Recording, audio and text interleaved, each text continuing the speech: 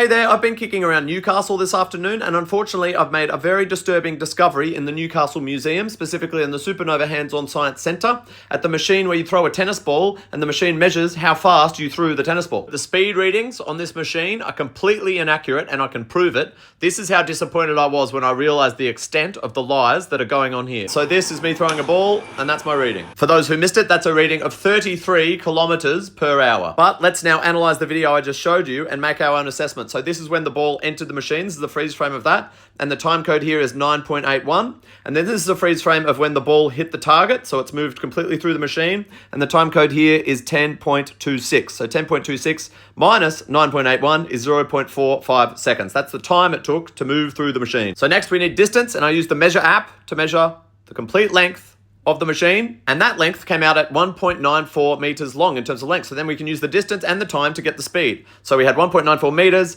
and 0.45 seconds, which came out as 15.52 kilometers per hour. And I'll remind you, the speed given by the machine for that same throw, caught on video, is 33 kilometers per hour. That's more than double the actual speed. The youth of Newcastle are being completely misled. They will walk away from this museum thinking their aptitude at sport is more than double their actual aptitude. Now, it's one thing to lie to a city's youth because for some reason you're worried about their confidence with throwing speed, so you rig a machine to completely exaggerate the throwing speed of their throws to almost double their throwing speed, but it's another to be a hypocrite. And if you go to the history section of Newcastle Museum, they have a sports section, and they brag that the Hunter region has a tradition of playing hard but fair. Do you think it's fair that in Sydney, just 2 hours south of Newcastle, where I grew up, when kids threw balls, their teachers laughed in their face at the speed of their throws? Whereas in Newcastle, when kids throw balls, this is the feedback they get? I'm sorry, Newcastle, but you've been coddled your entire lives like babies as far as throwing goes. If you thought you were really good at throwing growing up, you're actually just good. If you thought you were bad, you're really bad. And if you thought you were good, you're shit.